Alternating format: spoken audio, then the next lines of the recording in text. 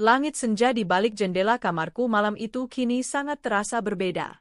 Bukan lagi rona jingga keemasan yang sangat menenangkan, melainkan awan kelabu yang menggumpal pekat, seolah mencerminkan kekacauan yang ada di dalam hatiku.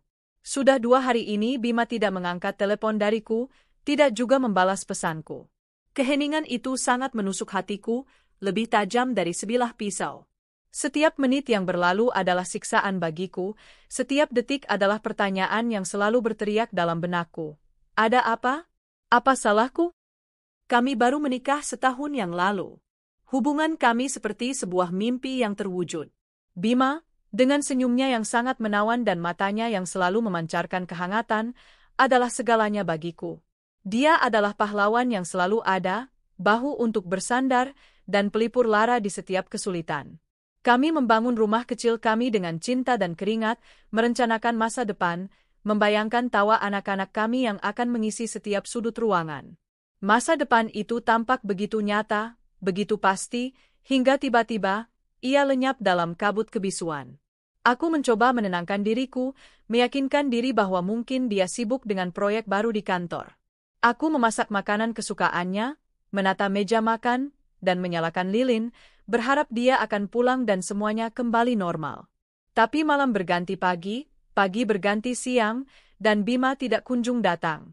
Kekhawatiran itu perlahan berubah menjadi ketakutan, lalu rasa sakit yang membekukan. Pada hari ketiga, ponselku bergetar. Sebuah pesan dari nomor tak dikenal. Jantungku berdebar kencang. Itu bukan pesan dari Bima, melainkan sebuah foto. Fotomu. Di sanalah aku melihat kenyataan pahit yang meruntuhkan duniaku. Fotonya, Bima, suamiku, sedang tersenyum bahagia, bukan denganku, tapi dengan wanita lain. Wanita itu memeluk lengannya, kepalanya bersandar di bahunya, dan senyum mereka begitu serasi, begitu penuh cinta, seolah mereka adalah pasangan yang ditakdirkan. Di samping foto itu, ada pesan singkat yang menusuk. Dia sudah bahagia. Jangan ganggu lagi. Duniaku runtuh. Rasanya seperti ada tangan tak terlihat yang meremas jantungku hingga hancur. Bukan hanya sakit karena dikhianati, tapi juga rasa hampa yang mengerikan. Selama ini, aku menunggunya dengan setia, mengkhawatirkannya, sementara dia sedang membangun kebahagiaan baru di tempat lain. Air mataku mengalir deras, membasahi pipiku, menetes di atas ponselku. Tanganku gemetar, dan aku tidak bisa bernapas. Rasanya seluruh oksigen di ruangan itu lenyap, digantikan oleh kesedihan yang mencekik. Aku tidak tahu berapa lama aku terdiam di sana, terisak, hancur berkeping-keping. Aku memandangi foto itu berulang kali, mencoba mencari kebohongan di dalamnya, tapi tidak ada. Senyum Bima di foto itu adalah senyum yang sama yang kucintai, tapi senyum itu sekarang milik orang lain. Wanita itu, siapa dia? Bagaimana bisa? Kapan semua ini dimulai? Ratusan pertanyaan menyerbu pikiranku, tapi tidak ada jawaban. Yang ada hanya kehancuran.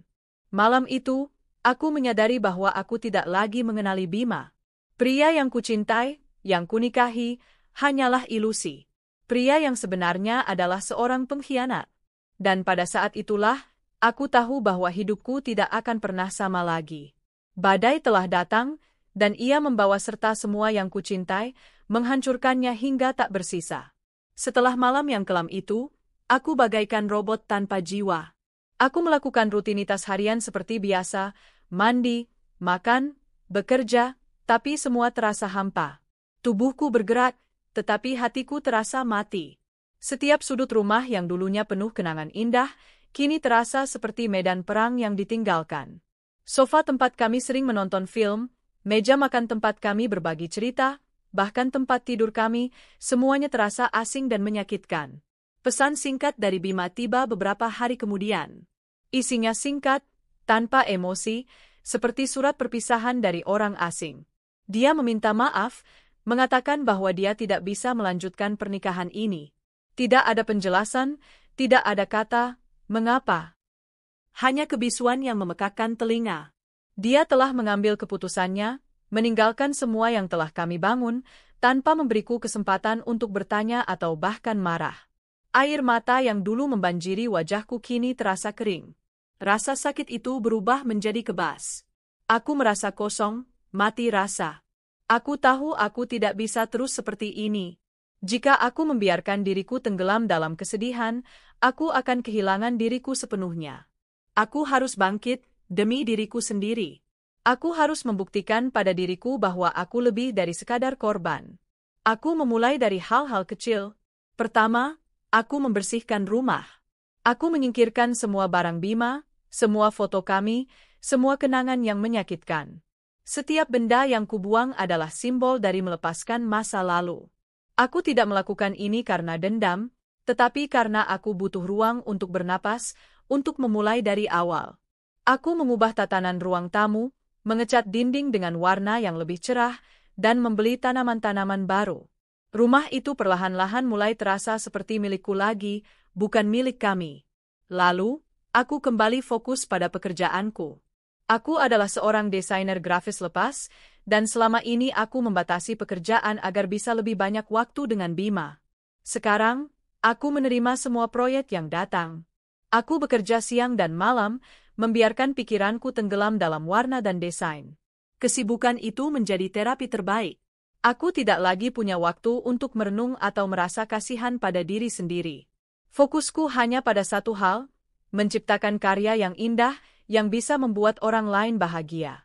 Tentu saja, proses ini tidak mudah. Ada saat-saat di mana aku merasa lelah, ingin menyerah, dan kembali ke lubang kesedihan.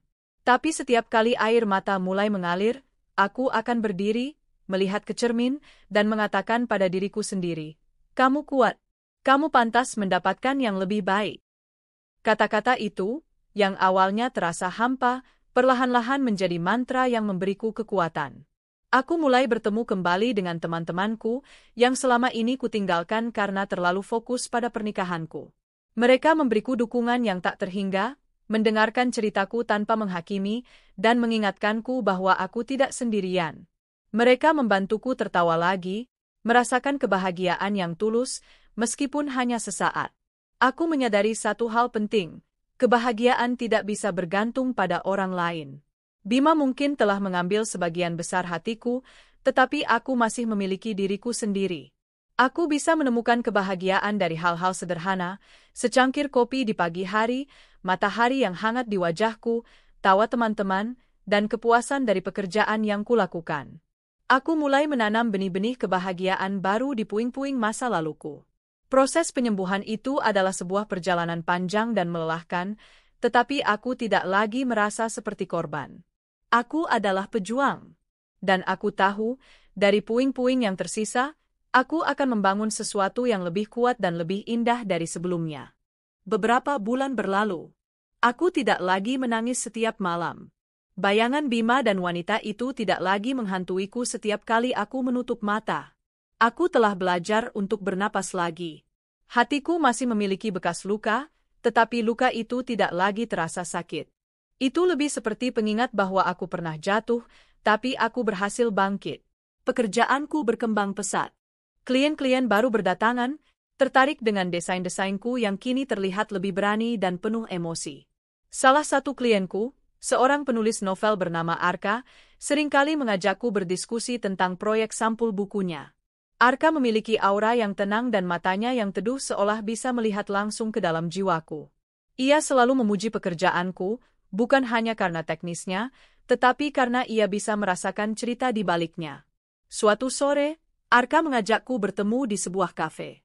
Aku ragu, tapi teman-temanku mendorongku untuk mencoba. "Apa salahnya, Maura? Kamu harus mulai membuka diri," kata salah satu temanku. Aku setuju. Pertemuan itu terasa canggung pada awalnya. Aku masih sangat hati-hati, takut membuka diri lagi. Tapi Arka sabar. Dia tidak bertanya banyak tentang masa laluku, seolah ia bisa membaca dari mataku bahwa aku tidak siap. Dia hanya bercerita tentang kehidupannya, tentang novel-novelnya, dan tentang mimpinya. Kami tertawa, bertukar pikiran, dan aku menyadari bahwa aku bisa menjadi diriku sendiri di dekatnya. Arka tidak mencoba menjadi pengganti Bima. Dia tidak mencoba menyembuhkan lukaku, tapi ia memberikan ruang bagiku untuk bernapas dan menjadi diriku sendiri. Dia memberiku bunga di akhir pertemuan, bukan bunga mawar yang romantis, tetapi bunga matahari yang cerah. Bunga ini cocok dengan aura kamu, katanya. Kamu memiliki kekuatan untuk terus berbalik dan melihat ke arah cahaya, meskipun dalam kegelapan. Kata-katanya begitu menyentuh. Bima tidak pernah melihatku seperti itu. Dia hanya melihatku sebagai pendamping, bukan sebagai individu yang utuh. Tapi Arka melihatku. Dia melihat cahaya di dalam diriku yang selama ini kupikir sudah padam. Kami mulai sering bertemu. Bukan hanya untuk urusan pekerjaan, tapi juga untuk sekadar berjalan-jalan di taman, mengunjungi galeri seni, atau hanya duduk diam di kafe sambil membaca buku. Perlahan-lahan, hatiku yang beku mulai mencair. Aku tidak lagi merasakan takut. Aku merasakan kedamaian dan kebahagiaan yang tulus. Aku tahu bahwa ini adalah sesuatu yang berbeda. Ini bukan cinta yang membutakan, melainkan cinta yang membangun. Cinta yang didasarkan pada rasa hormat, pengertian, dan penerimaan. Suatu hari, saat kami sedang duduk di bangku taman, Arka menggenggam tanganku. Genggamannya lembut, tapi kuat. Maura, katanya, aku tidak tahu apa yang telah kamu lalui, dan aku tidak akan memaksamu untuk menceritakannya. Tapi aku ingin kamu tahu bahwa kamu adalah orang yang luar biasa. Kamu pantas mendapatkan semua kebahagiaan di dunia ini. Air mataku menetes, tapi kali ini bukan karena kesedihan. Ini adalah air mata kelegaan. Aku telah menemukan seseorang yang tidak hanya mencintaiku, tetapi juga menghargai perjalananku. Aku tidak lagi mencari Bima yang dulu. Aku tidak lagi terikat pada dendam. Dendam itu perlahan-lahan menghilang, digantikan oleh rasa syukur. Aku bersyukur Bima pergi. Jika dia tidak pergi, aku tidak akan pernah menemukan kekuatan dalam diriku sendiri. Aku tidak akan pernah bertemu dengan Arka, pria yang menunjukkan padaku apa arti cinta yang sesungguhnya. Aku tidak lagi memimpikan masa lalu, tapi menatap ke masa depan yang cerah. Pelangi telah muncul setelah hujan badai, dan aku siap untuk melangkah ke arahnya. Kehidupan berlanjut. Aku dan Arka semakin dekat, dan kami resmi menjalin hubungan. Kedamaian yang kurasakan kini lebih dalam. Luka-luka masa lalu perlahan memudar, meninggalkan bekas yang tidak lagi sakit, hanya pengingat akan seberapa jauh aku telah melangkah. Suatu hari, saat aku sedang berjalan di sebuah pusat perbelanjaan, mataku menangkap sosok yang sangat kukenal. Bima. Jantungku sempat berhenti sejenak. Dia sedang tertawa, mengobrol akrab dengan seorang wanita. Tangan wanita itu memegang sebuah tangan kecil yang menarik-narik roknya. Seorang anak laki-laki, yang wajahnya sangat mirip dengan Bima. Wanita itu adalah wanita di foto itu. Dia kini menjadi istrinya, dan anak kecil itu, anak mereka. Aku terdiam di tempat. Semua emosi yang kupikir sudah terkubur dalam-dalam kembali muncul ke permukaan. Tapi anehnya, kali ini bukan amarah. Bukan kebencian. Ada rasa hampa, tapi juga rasa iba. Aku melihat Bima. Pria yang dulu kukenal, yang begitu bersemangat, kini terlihat sedikit letih.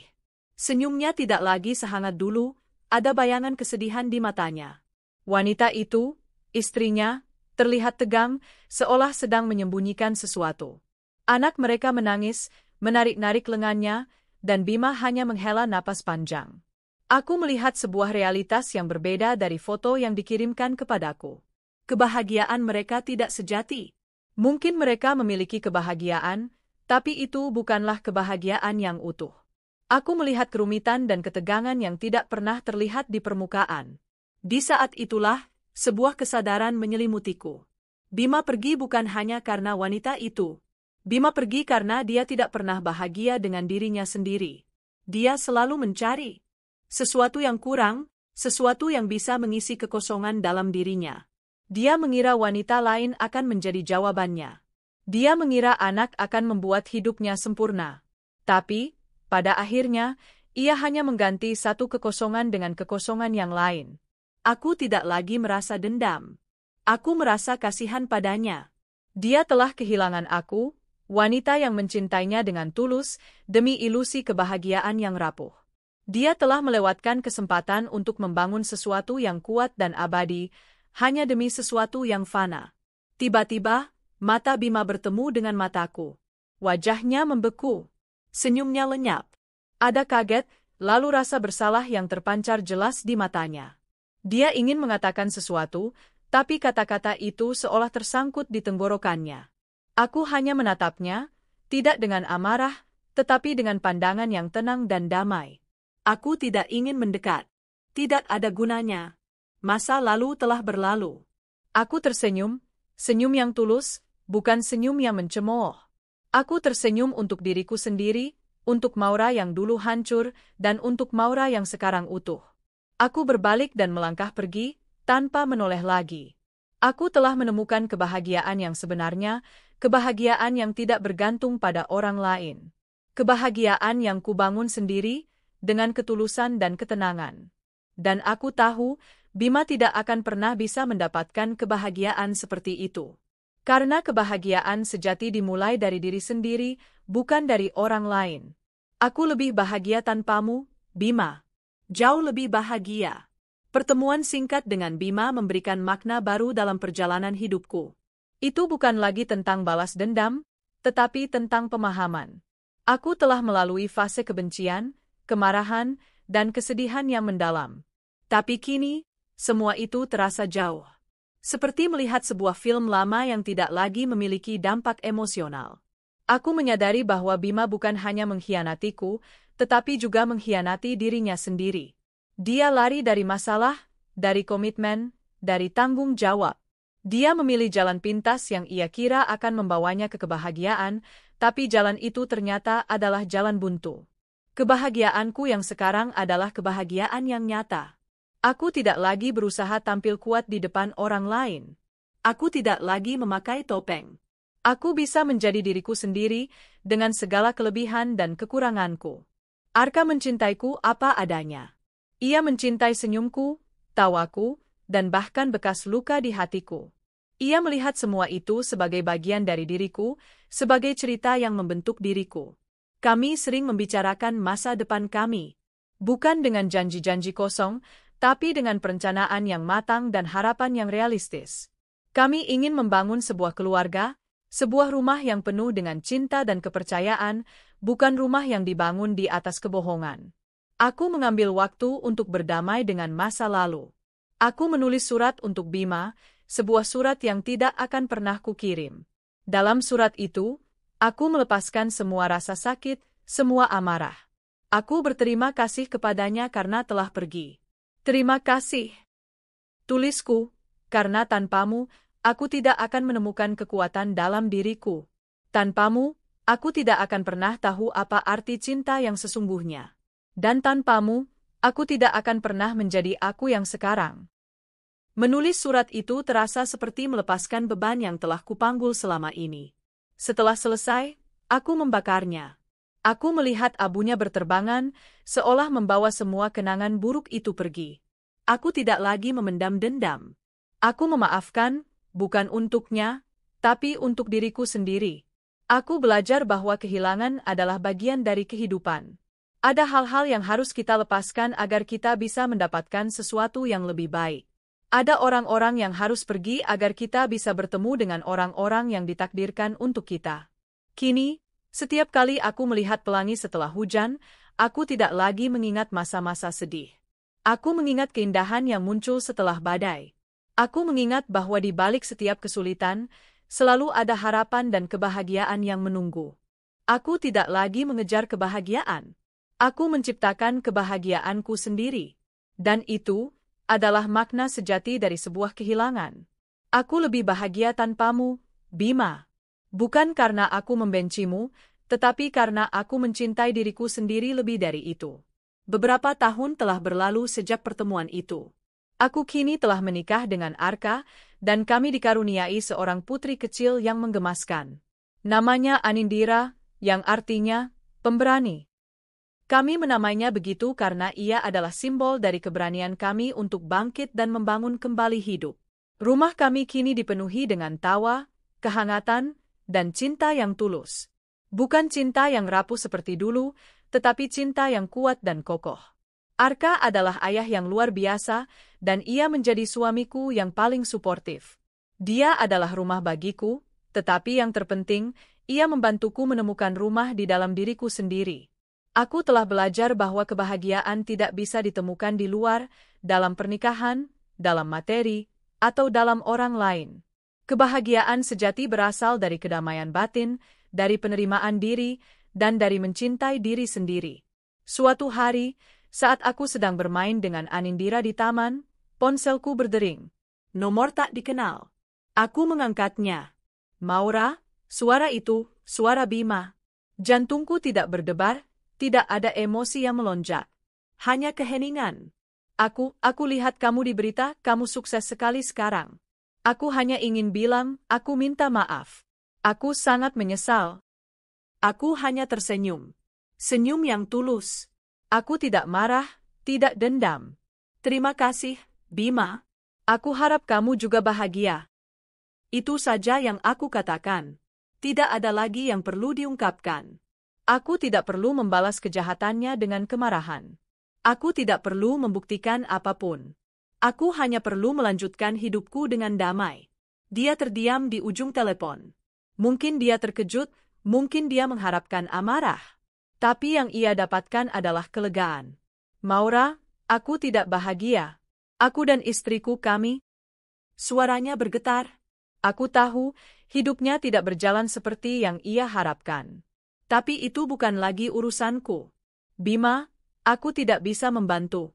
Masa lalu sudah berlalu. Fokuslah pada kebahagiaanmu sendiri. Kamu pantas mendapatkannya, jawabku. Aku tidak berbohong. Setiap orang pantas mendapatkan kebahagiaan, bahkan orang yang pernah menyakitiku. Tapi, apa kamu memaafkanku? Tanyanya dengan suara serak. Aku melihat Anindira yang sedang tertawa, berlari mengejar kupu-kupu. Aku melihat Arka yang sedang tersenyum padaku dari kejauhan. Aku sudah memaafkan, Bima. Sudah sejak lama, jawabku. Aku memaafkan bukan untukmu, tapi untuk diriku sendiri. Agar aku bisa melangkah maju tanpa beban. Aku mengakhiri panggilan.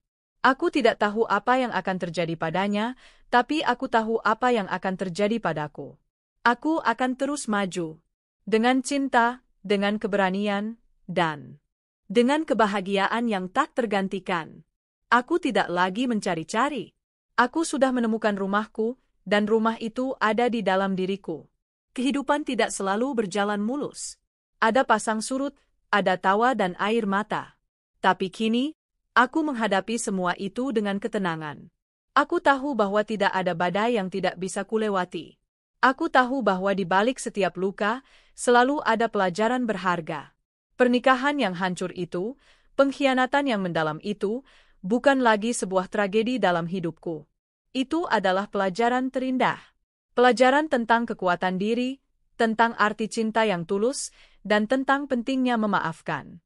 Aku dan Arka mendirikan sebuah yayasan kecil yang berfokus pada membantu wanita yang mengalami kekerasan dalam rumah tangga atau pengkhianatan.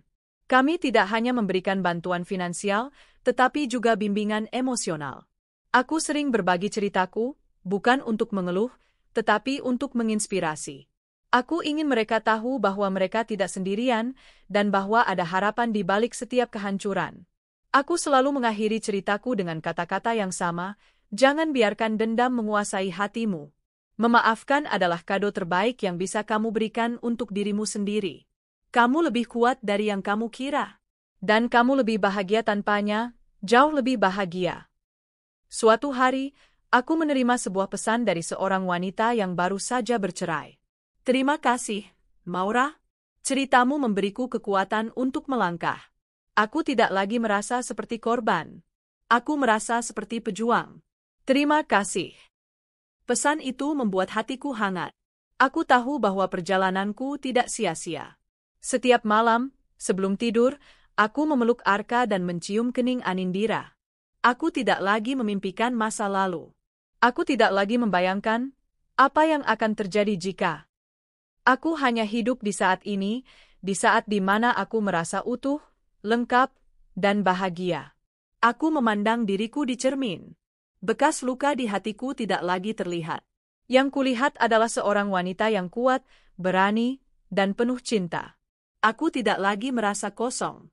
Aku merasa penuh dengan rasa syukur. Aku bersyukur atas semua yang telah terjadi, bahkan hal-hal buruk. Karena tanpa semua itu, aku tidak akan menjadi diriku yang sekarang. Dan pada akhirnya, aku menyadari bahwa kebahagiaan yang sesungguhnya bukanlah tentang memiliki, tetapi tentang melepaskan. Aku telah melepaskan Bima. Aku telah melepaskan rasa sakit. Aku telah melepaskan dendam. Dan dengan melepaskan, aku menemukan kebahagiaan yang tak tergantikan. Kebahagiaan yang tidak bisa diambil oleh siapapun, karena kebahagiaan itu adalah milikku selamanya. Beberapa tahun telah berlalu sejak cerita itu berakhir. Anindira, putriku, kini tumbuh menjadi gadis kecil yang cerdas dan penuh tawa, warisan dari keberanian dan kebahagiaan yang telah kami temukan. Dia sering bertanya tentang masa lalu, tentang bagaimana aku dan Arka bertemu. Aku selalu menjawabnya dengan cerita yang indah, tentang bagaimana sebuah badai justru membuka jalan menuju pelangi yang lebih cerah. Aku tidak pernah menyebutkan Bima, karena kisahnya tidak lagi relevan.